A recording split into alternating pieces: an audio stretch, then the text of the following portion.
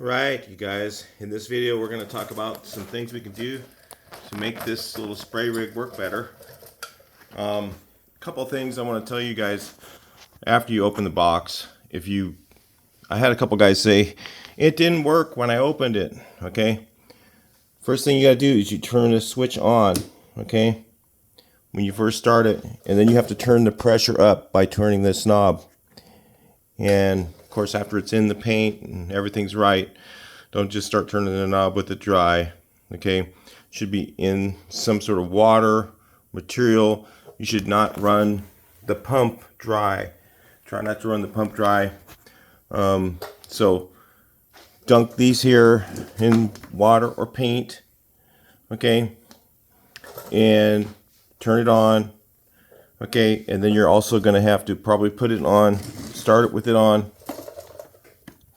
This is on prime right now, so prime is with the valve going downward. This is spray. That spray,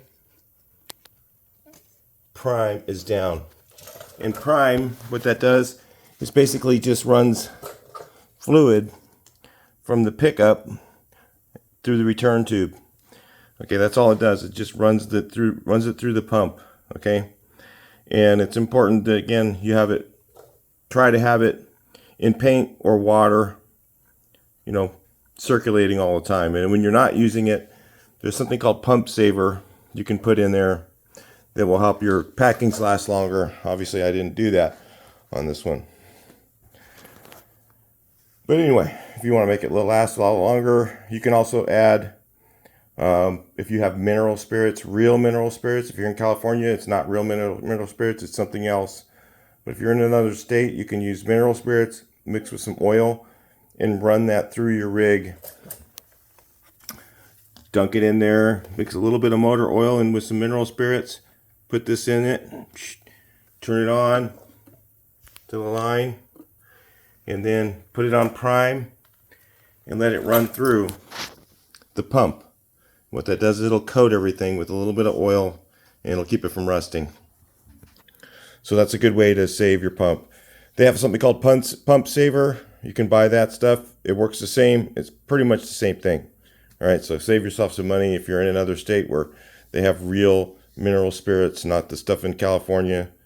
Go to another state and buy it. Probably all I can tell you. You need it. There's no way around it from time to time. But the government thinks we don't. So have that out with them. So anyway, next thing is, if you notice here, I have no Teflon tape on anything. No Teflon tape here. No Teflon tape here. These are compression fittings. They do not require Teflon tape. In fact, Teflon tape will make it leak. So don't use Teflon tape. If you have Teflon tape on there, take it off. Now, if you notice this spray rig right here, okay, this is a Titan spray rig. It's kind of got tape all over it because it needs to be repaired. I want to make sure the guys don't pick up the wrong one. Okay, you notice this pickup tube here has a bend like so and goes down to here and clamps on, and then has an elbow that goes up into the pickup. These don't kink. Okay, something like this won't kink. This will. And when it kinks, okay, what happens is, you're going to fail to pick up paint. You're going to get a false running out of paint symptom. You're going to hear the spray rig running, whatever, but it's not going to be pumping paint.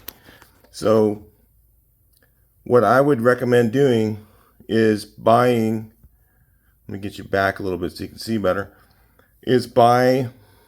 they have this for Harbor Freight only on the website. They have one for the Avanti unit that looks similar to this. Okay, it looks just like that. And it's like $17.99, 18 bucks. So you have to order it through their website. You can't pick it up in the store. They don't have it in the store at Harbor Freight. So what you do on that is theirs has a different end on it down here, and you'll have to cut it off and then slide this hose, or you might have to make an adapter hose, but it should fit with this hose. Slide this hose over that and use that as a pickup. Work a lot better than this, because this already, look at mine, mine's already got a little kink in it right here, and that little kink right there will restrict the paint flow and cause problems. So there is that issue with every spray rig I have. Sorry my voice isn't very great, but it's been like this for weeks, so I can't really do anything about that. Every spray rig I have, whether I spend $2,000 on one or I spend $150, I always have to do modifications to them. So thinking, oh well, I should get one out of the box that does all that stuff. I'll spend more money. No, you're probably still going to have to do the same things. Even if you bought a Graco unit for $400, it still has a pickup just like this one. So it's something you probably should modify even if you had the Graco. And there's a lot of people on my videos that are going, oh, you should just tell us this in 5 minutes. Okay, it takes 5 years of full-time spraying, 7 days a week to learn how to properly use an airless sprayer. That's how long it takes. So if you think I can do that in 10 minutes, just forget it right now. Shut down the video and go hire somebody, because you'll never learn it that quick. So get on with it. Hire somebody. Don't even bother. It's not for you. All right, for you guys who want to learn, I'm going to show you. This right here is how you get to the filter on the spray gun, by twisting this. I'm probably going to need a pipe wrench. I think I do. All right, so I just used some pliers. Seemed to work. Take this off. Every time you use it, you need to clean the line out with water. So run water through it until it's clear. And then I actually took it out last time I used it. There's a filter that goes in here. But I took the filter out because the filter that comes with it is complete garbage. Well, I bought this at Harbor Freight hoping it would work. This is a filter right here. Okay. For their spray gun, and it goes in here, and this one does not fit. So possibly all there is to this thing is the filter just pushes in here. It's kind of a tight fit, like a little bit of a press fit, and it just stays in there. Okay. And then the paint, when it goes through it, keeps it in place. It won't come back out usually. It could fall out of there, but it's not going to happen very often. So what could be done possibly is maybe put an O-ring on here. So I'm going to try that. I believe somebody makes one of these, okay, for this. So I don't know who. So I bought 5 of these filters from Amazon. I think it was like $6 or something. They fit. So I'll show you how it goes in here. It's not just slip it right in. You got to put it in here and kind of give it a little wiggle. And it's almost a press fit. Okay, and these are 100 mesh. Okay, I always get 100 mesh because if you get 60 mesh, the junk is going to get through here and it's going to get into your tip and clog your tip.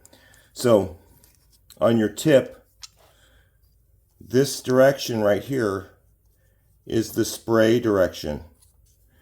And I've seen people say, oh, well, it makes this really like smaller. I don't know what they say.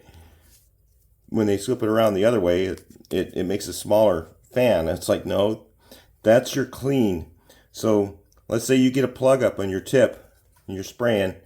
You get a plug up, you stop, you reverse the tip this way, and you give it a little squirt. You spray, give it a little trigger, dent, you know. Shoot the paint the opposite direction through the tip, and then go back to here, and you keep spraying. So that's what that is. Okay, so we've got a new filter in here. We're going to put the gun back in here, tighten it up. All it does is you run this thing down till it's tight. And no Teflon tape on here. That's a taper on taper fit. That's called a compression fitting. You do not need Teflon tape on compression fittings. In fact, it'll actually make it worse. So make it nice and tight. Usually hand tight is fine. If it leaks, you might have a piece of junk in there or something. Clean it out. And then this thing here clicks back on. All right. You can see, well, there's a little spot there where it goes back on. And then you're ready to spray. So we've got a new filter in here. The filter that comes in them, it just falls apart in your hands. You can take it apart, the thing comes right off of it. They don't work very good. These filters seem okay. They're not great, but they're better than the factory one. Now, what I do is I go even one step further, and I'll replace this to something called a flat tip, which these are about $25 to $30 each for a tip. And every 100 to 150 gallons, in that range or so, this should be replaced. It wears out. The fan won't spray evenly after so long. And the rig won't be able to keep up with it because the hole, little by little, gets bigger. So first thing you need is a cone filter housing. This is a cone filter housing. They have them on a place called Paint Sprayers Unlimited website, very cheap. I might be able to find one on Amazon, but it's going to be much more expensive. But I'll see if I can find one, and I'll put it in the link in the description for it, so you can at least see what it is. Okay? So you put a white washer in there. Did I show you the white washer? I don't know if I did. Inside here is a 1/8 inch thick white washer that goes in here. Okay, then I put this on the spray gun, and I'll need a wrench to tighten this, but we'll just forego you doing that right now. Okay, this is a cone filter housing. Now the next thing I do is I get a cone filter. The cone filter looks like this right here. I've got one in my little bag of stuff that I purchased. This is a 100 mesh cone filter. 100 mesh. It won't plug up nearly as much. If you put one of these on here, you can actually leave this one out if you don't want to buy it. It's up to you. It's better to have this one too. Okay, it's better to have the two filters, but this fits in the end of here. Okay, now you have a choice. At this point, you can get a reversa tip adapter, which is this little part here. This is a reversa tip adapter. It goes from, this is 11/16 thread, okay, and then it goes right here, and you take this filter out and change it and clean it all the time. Every 5 gallons of paint, you should check that out and clean it at least. Okay, take this off, clean that filter out. Okay, now this takes it up to, I forget what size this one is. I don't remember. I think it's 5/8. I'm not sure. Threads. And then you can put your reversa tip on here. Now, you've got, with this, you've got two filters. So now, you'll find it really irritating that you have to keep on flipping this thing back and forth. And after you do this, you're probably not going to flip that thing back and forth at all. Okay? It's just not going to plug up. So that's one setup right there. Now you're using reversa tip. But what I do is something even more different. So I'm just showing you those options. You can do this, and you can have a reversa tip. You can use the same tip housing you have here with this converter from 11/16 to, I think it's 5/8 thread. Is that right? No, it's more bigger than that. Maybe it's 3/4 thread. I think that's what that big one is. I don't know, because I don't use reversa tips, guys. I don't use them. I'll show you what I use. So I take this off. I keep my cone filter in there. Okay, we'll come back in a second. I use one of these, this little thing right here. Let me see if I can get it nice and close for you guys to be able to see. This here, it has numbers on it. You can see what size is that. You can tell me, I can't really see it. It's on a very small screen. Okay, this is a flat tip. Okay, these are between $5 and $10 at the most. I've never seen them more than $10. Okay, versus that does the same thing that this thing with the wings on it does. But what happens is, and the reason why they made those is eventually you'll get a plug up in this.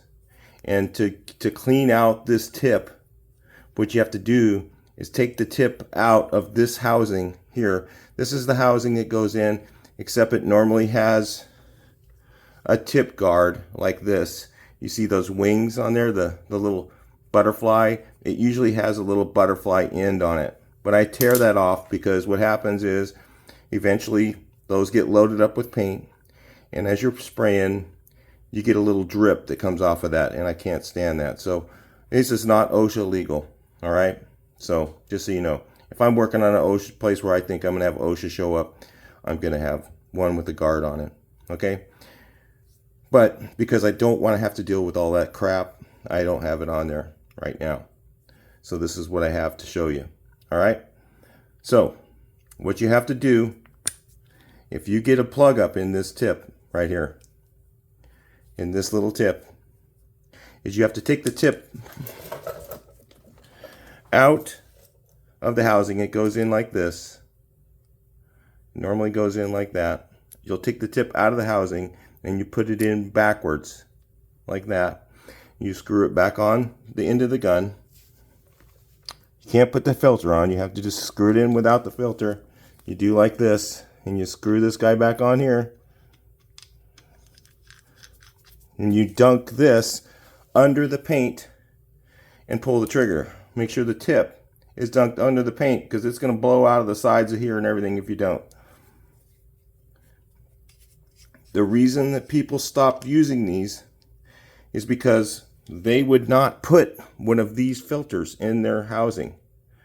And they would have plug-ups. So they thought, whoa, we'll come up with this great idea. And all the time they had kept on having plug-ups was because they didn't have a good filter. Their filter would get bad or whatever. And they would go, oh, well, I'm going to go to reversa tip because it's easier. The thing is if you have everything set up properly and you have a good tip and you have a good filter, you're not going to have plug-ups, okay? You might have one. And for the hassle of paying, at Harbor Freight, these are $21 just for the tip alone. And you should change it every 100, 150 gallons. So just for the hassle of the one time that you have to take this thing out and reverse the tip and clean it a day, everybody goes out and spends 3 times as much money for one of these. I spend these here, last set of these bag of tips right here, that bag of tips, they were $4.50 a piece. So I bought a whole bunch of them. All right. So it's way cheaper to buy them this way. And it's actually better because with this, there's a little bit less overspray. So you lose less paint. So that's why I do it. It's 2 reasons. Now, let me show you the setup. So here's what I do. The same gun can get a cone filter. Every spray gun can get this. Cone filter and a flat tip housing. And now you have to tighten this with a wrench. You don't get to do it by hand. And tighten this with a wrench. You don't get to do that by hand. It's got to be nice and tight. And now you have this setup right here. Now the thing is, you don't ever want to get your hand in front of this if you don't have a guard. In fact, even with this guard on here, if you have this thing on full pressure and you put your hand in front of this and you pull the trigger, paint can go right through your skin, okay? Or especially paint thinner can go right through your skin. And I've seen people do that and lose a finger over that. That's why they have tip guards, to prevent that, okay? So if you're going to mess with this kind of thing, do it at your own risk. An airless is a dangerous piece of equipment. Don't take it lightly. If you spray and you have this thing up on really high pressure and you put your hand in front of this and you pull the trigger, that's why they have a safety on the gun, so that if you're handing it to someone, you should have the safety on. And somebody pulls trigger, it can go into your hand. Again, you can lose a finger, lose a hand, it gets into your bloodstream, it can cause major issues. So that's why they have the guards on them, partly. But it's also a good safety rule is to make sure you don't get your hand in front of that spray, okay? Because you will, it's bad news, okay? I've actually watched a guy when I was a kid have that happen. So the next thing I would do is I would get a 50-foot line. The 25-foot line, this thing should handle no problem a 50-foot or 75-foot of line, no problem, maybe even 100. But this little short line, you're going to be moving this thing all the time. And that's one of the reasons, if you upgrade the pickup, it's going to be easier to keep one of those in the 5-gallon bucket than it is this. This is going to keep on falling out of the, lifting out of the paint. You're going to lose your prime. You have to reprime the rig and start over again.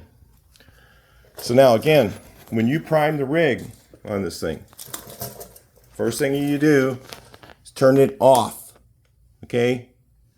Off, the rig's off, you put it in the paint, you put it to prime with the rig off, make sure you have no pressure, you pull your trigger here, no pressure in the line, turn it to prime, which is down, it goes the direction of the line, okay? If it's turned this way towards this line, that means it's on spray. This is on prime. Then you turn the rig on, okay?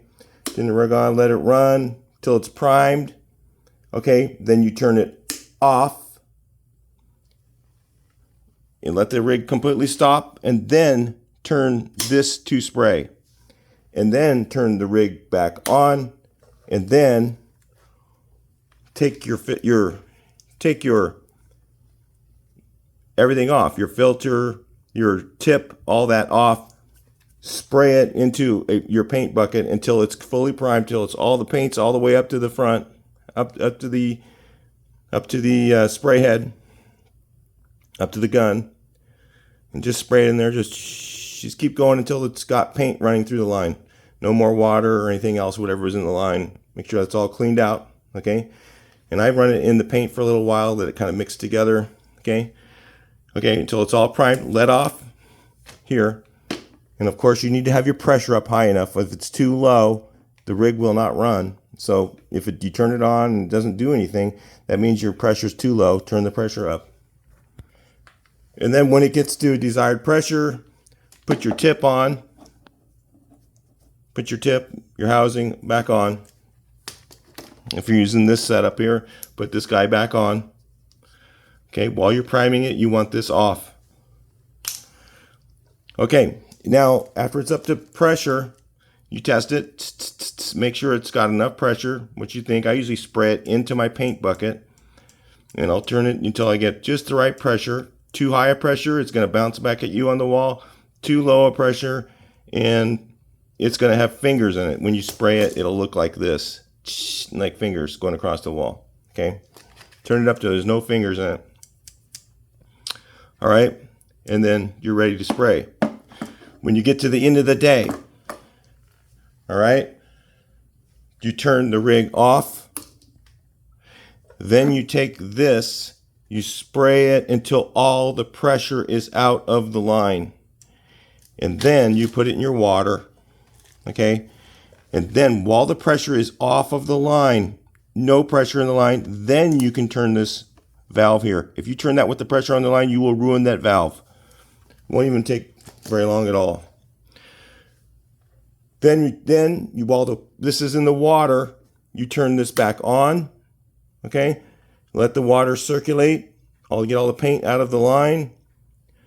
Now you turn this off again, switch to spray, turn this back on, and then take the paint that's in the line and I'll put it back into my paint bucket until I start seeing a little bit thinner paint coming out, and then I'll recirculate it until the water is clear. So I'll do that 2 or 3 times, and then after I run all that water through, then what I'll do is I'll get another clean bucket of water, run it through, and get another clean bucket of water, run it through until the water is clean.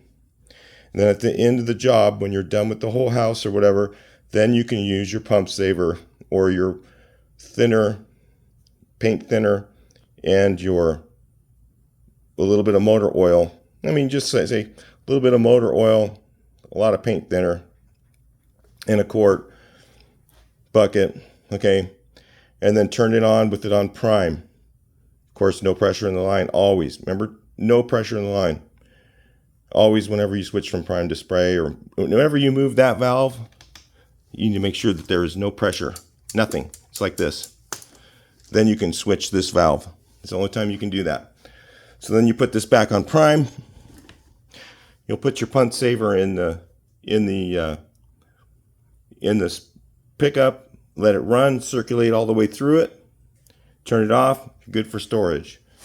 If you want this thing to last, it'll last quite a while. You'll get several years out of it, especially as a homeowner. You should be using a pump saver in it, because it's going to sit for long periods of time. When you're a contractor, we don't use it that often because we're constantly using our equipment all the time. So anyway, those are a couple pointers on these things. A couple things I would modify. Again, all my spray rigs I do this to. I buy a brand new Titan spray rig, and I'll take the line off of it and throw it in the trash, and the gun I'll throw it in the trash, and I'll go and spend. This is a $300 spray gun. I'll clean this over and over, but I'll put my nice new $300 spray gun on it. I'll clean it. I'll put a new packing set in it. I'll use that one over. That's a lifetime gun. I'll put that on it. I'll buy a whip hose for here. Okay, it's thinner, it's easier, more agile, and I will get 50 feet of Graco line, Graco spray line. I'll throw the Titan stuff away. I don't even use it. I don't care. It doesn't go on a job site with me, because if I have one of those spray lines fail on a job and it ruins people's furniture in their house, you know, it's not worth it. The little bit of money I save is not worth it. So I will buy brand new Blue Max line, and I'll put it on, and I'll run that line for about 2 years, and then I throw it in the trash, buy new stuff. So for me, it's going to be different than you homeowners, okay? If you guys are a homeowner, you can use that line that's on it. It'll probably be fine. And you can take the risk if the line blows up, you know, you blow up ruin your furniture. Probably not going to happen, but, you know, it is cheap line, so that's the way it goes. So I'll always get the Graco spray line and gun, but I don't use this Graco unit. I don't use the 395. The packing systems on them are leather. They don't last as long as these ones. And I can change one of these on the job site. It's much easier. It's a little cheaper for one of these rigs. They work just as good. So no, I don't use the Graco spray rig, but I use a Graco line and gun. All right. So anyway, that's it for that, guys. I hope you enjoyed the video. And if you bought one of these, I really think you made a good decision. It's a really good value for 150 bucks. You know, and as much as it costs now to have a guy paint your house, doing it yourself is pretty much, there's only one option for a lot of people right now. And buying one of these is better than renting, because, you know, you couldn't even rent a spray rig for what you can buy this for. So by the time you do a couple mods to it and fix it the way you like it, you're going to make your money back on it. You know, even if you did a couple buddies' houses or whatever, help them do theirs and make a couple $100 doing that, then it might be worth it.